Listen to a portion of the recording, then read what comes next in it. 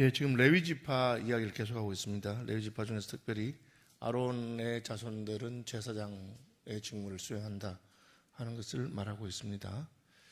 아론과 그의 자손들은 번제단과 향단 위에 분향하며 제사를 드리며 지성소의 모든 일을 하며 되는데, 이제 레위 지파 아론이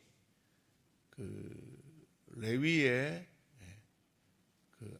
아들 그핫의 아들 아므람의 아들이 아론, 모세, 딸은 미리암, 그렇습니다. 그러니까 레위 지파의 레위의 아들 그핫 아들이죠. 아므람은 손자죠. 그리고 아론은 증손자입니다. 레위 지파 레위의 증손자입니다. 4대가 내려갔죠. 증손자인데 레위 지파 중에서 특별히 아론 가문에만 제사장 직무를 맡겼다 하는 것을 가르쳐주고 있고, 그 제사장 직무는 번제단과 향단, 제사진의 번제단 제사 드리는 거, 향단은 향을 불사르는 것이죠. 그래서 분향하고 제사를 드렸다, 그렇게 말하고 있습니다. 이것은 그 직무가 아론 후손들에게만 계승되는 것을 말합니다. 제사장 직무만 그렇습니다. 선자의 직무도 계승되지 않죠. 왕은 계승되네요. 왕의 직무는 계승됩니다. 그래서 이스라엘 왕은 사울에서 다윗으로 한번 바뀌었는데, 아론 가문에는 안 바뀌고 쭉 내려갑니다. 내려가다가 예수님이 오셔서, 예수님은 아론 가문은 아니다, 레위 지파 아닌 제사장이 나셨다, 그렇게 되어 있습니다. 어떻게 섬기느냐? 하나님의 종 모세의 모든 명령대로, 그러니까 자기 멋대로 하는 건 아니에요. 모세는 선지자의 기능과 왕의 기능을 같이 하고 있습니다. 지금 예수님의 직분으로 말하자면, 모세는 하나님 말씀을 전해주니까 선지자의 기능을 하고, 이스라엘 백성을 인도하니까 제사장의 왕의 기능을 같이 하고 있습니다. 이 기능은 이제 가나안 땅에 들어가서 왕의 기능은 여호수아에게 이렇게 전성되었다고 볼 수 있고, 선지자의 기능, 여호수아의 그 기능은 다시 사사들을 거쳐서 사울왕, 다윗왕으로 그렇게 하고요. 선지자의 기능도 사사들을 거쳐서 그 다음에 사무엘이 오면 그때부터 선지자 나옵니다. 사무엘 선지자에게로 가는 그런 계보를 따라가는 것을 보게 됩니다. 그리고 이제 아론의 자손들을 쭉 이야기하면서 엘라살, 비나스 쭉 이름들이 쭉쭉 나오고, 사독과 53절에 아히마아스 하면, 사독 아히마아스는 다윗왕 때의 제사장들로 나옵니다. 그래서 이 사독, 아히마아스, 아비아달 이런 사람들 이름이 나오는 것을 됩니다. 그래서 왜 이 이름들을 쭉 해놓느냐? 역대가 기록될 때는 왕조가 망한 다음이잖아요. 그래서 지금 이 제사장 가문의 정통성이 족보를 따라서 이름이 빠지지 않고 제대로 계승돼야 되는 것을 말하고 있습니다. 저와 여러분의 신앙, 우리가 신앙 고백하는 것은 어떤 신앙입니까? 예수님으로부터 시작해서 사도들에게부터 시작해서 계승된, 전성된 신앙입니다. 이것을 우리는 사도적 신앙이라, 사도의 가르침을 우리가 그대로 이어받았다는 겁니다. 우리 중에 누가 똑똑한 사람이 있어서 이렇게 새로운 깨달음 발명, 그런 게 아니에요. 그런데 이걸 모르는 이단들은 지가 깨달았다고, 이만희 말고는 아무도 모르는 걸 내가 깨달았다는 거예요. 그 말 자체가 자기들이 이단이라는 뜻이에요. 우리는 내가 받은 것을 너에게 전하였노니, 그게 바울이 말한 거잖아요. 내가 받은 것은 사도적인 신앙입니다. 예수님께 사도들이 배운 그대로, 그걸 또 예수님께 받은 그대로 바울이 전하고, 너는 그것을 또 다른 사람들에게 전하고, 전달되는 것입니다. 그래서 전 세계 어떤 교회나 새로운 교회를 하더라도 그 교회는 새로운 교회지만 그 가르침은 오래된 가르침입니다. 2000년 된 가르침이죠. 예수님께서 우리에게 계시하신 그 가르침을 전하는 것이에요. 그러니까 여러분 딱 어디서 무슨 계시록의 비밀이 밝혀졌다, 마지막 때가 돼서 선지자가 나왔다, 전부 다 사꾸라들입니다. 네. 지가 발견하고 그런 게 없어요. 우리는 사도적인 전성을 그대로 가지고 있습니다. 그래서 한국 교회는 100년밖에 안 됐지만 사실은 교회의 가르침은 2000년 된 가르침을 주는 것입니다. 그래서 이 역대기 에스라 시대의 제사장들을 이야기하면서 아무나 제사장이 아니고 하나님께서 아론의 가문을 세웠기 때문에 그 가문에서부터 쭉 제대로 내려왔는가, 중간에 빠지던 제사장이 모르겠다 이러면 그 사람은 제사장 직무를 수행하지 못하도록 하는 것입니다. 그런 면에서 족보가 중요한 것입니다. 우리가 제대로 전승받는가? 여러분 사도신경 한번 보죠. 사도신경이 뭡니까? 사도들의 신앙 고백을 우리가 그대로 이어받았다는 거죠.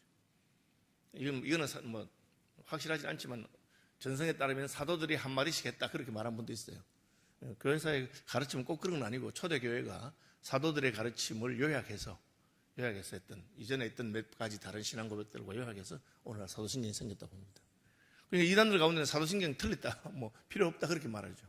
그 말 자체가 자기들은 사도적인 전성에 써 있지 않다는 거예요. 그렇죠? 가톨릭은 자기들이 이 사도적 전성이 있다고 쭉 강력하는데, 가톨릭은 뭘 주장하느냐면 그 직분, 베드로가 교황이고 그 직분을 자기들이 이어받았다 그렇게 말합니다. 그런데 프로테스탄은 직분이 아니고 가르침, 사도들의 그 교훈, 사도들의 가르침을 전승받는 게 중요한 것입니다. 그렇게 얘기하고 있습니다. 그 다음에 이제 이 레위 지파의 그 54절부터입니다. 54절 보시면 그들의 거주한 곳은 사방 지계 안에 있으니, 이 말은 레위 지파도 이스라엘 12지파가 그 받았던 사방 지계 기업으로 받은 그 땅 안에서 그들이 거주한다는 것이죠. 그럼 레위 지파는 야곱의 예언에 따라서 흩어집니다. 자기 집 모이지 않고 12지파에게 흩어져서, 이스라엘 12지파가 이제 가나안 땅을 나눠 받았는데 레위 지파도 그 흩어져서 각각 이제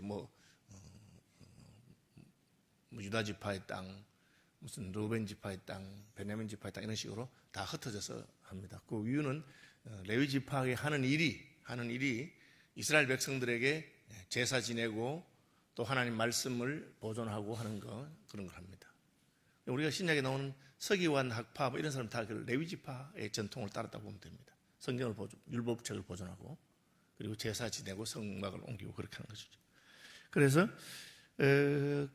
그들이 거주한 곳은 사방 지계 안에 있으니, 이스라엘의 그 경계 동서남북 그 안에 있고 그들의 마을은 아래와 같으니라. 그러면서 아론 자손 곧 그핫 종족이 먼저 제입해 왔으니, 그핫은 아론의 할아버지죠. 할아버지.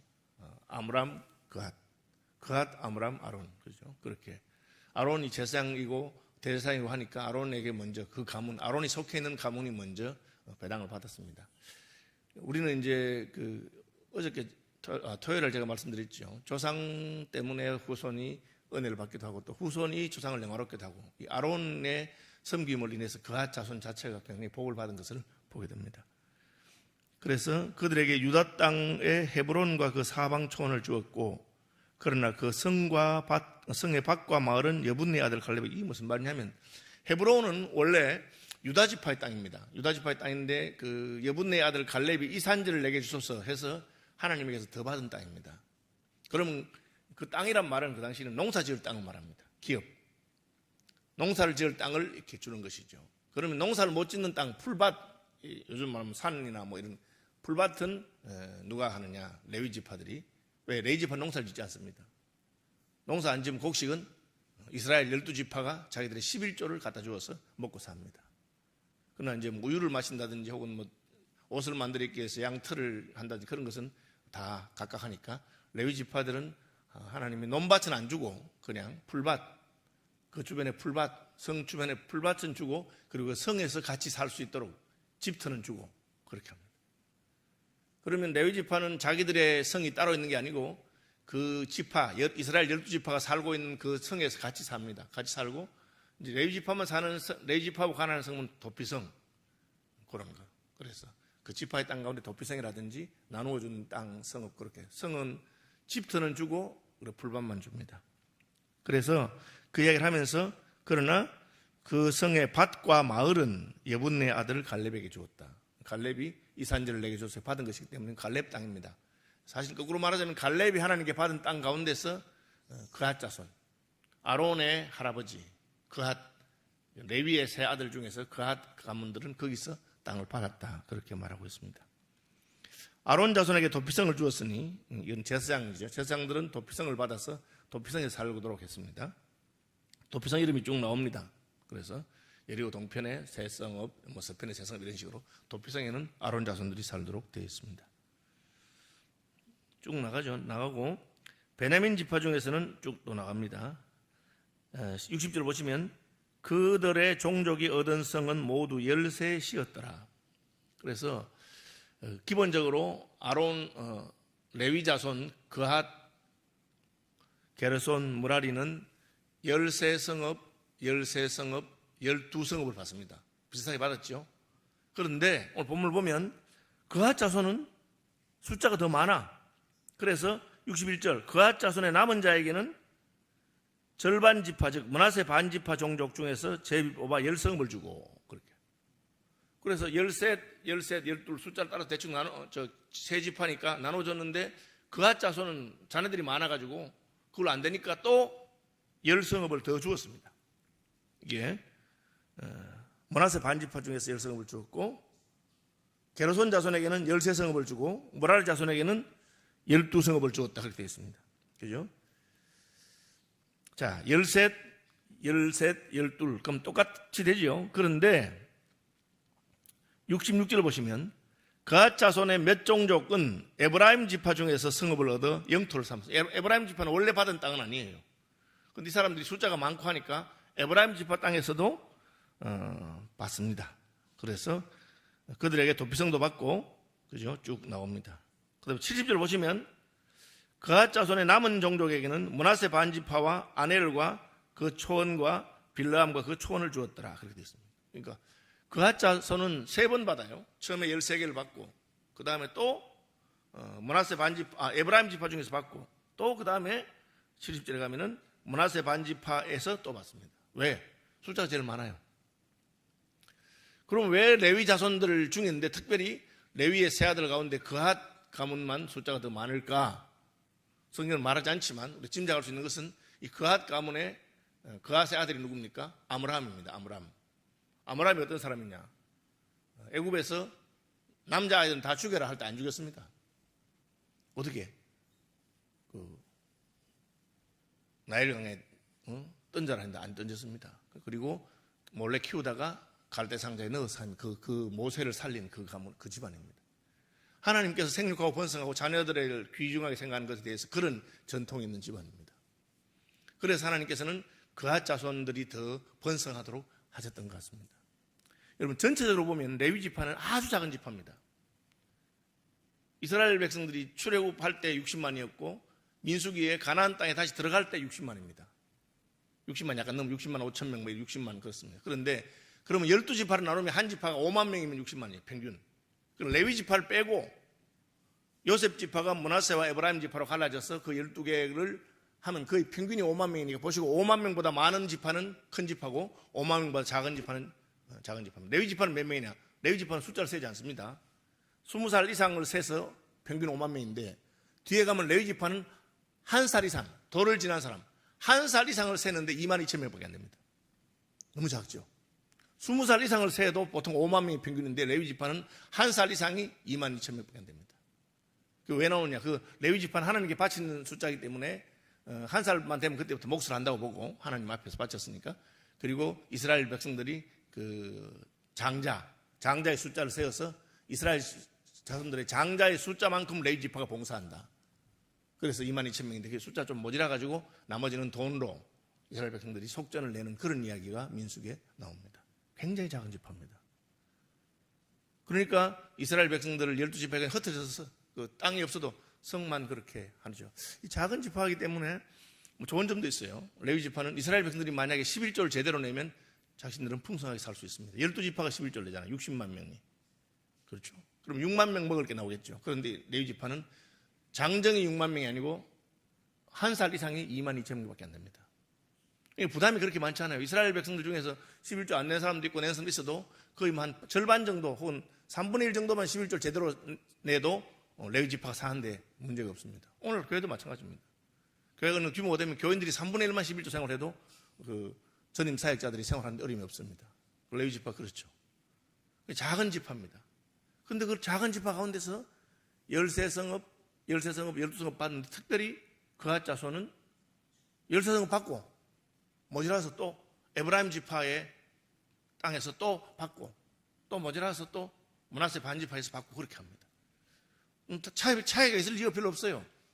우리 평균 출생률대로 그렇게 가는 거잖아요.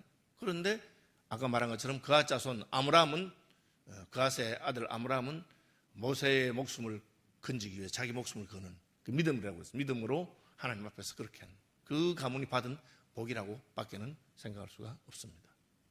그리고 그래서 그 가문에 하나님께 특별히 복을 더 줬고, 왜 그런지 모르지만 무라리, 게르손 무라리인데, 레위 아들 그앗 게르손 무라리인데, 무라리 지파는 원래 12성읍을 받아요. 작은 지파인가 봐요.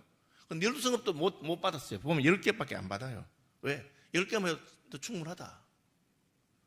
결국은 이게 하나님께서 숫자를 따라서 이렇게 주는데, 처음에는 13, 12이니까 비슷하게 했는데도 그앗 자손은 더 많은 성읍을, 숫자가 많으니까. 무라리 자손은 10개라고 했는데도 실제는 12개라 했는데 실제 10개밖에 차지하지 못하는 그런 일이 있습니다.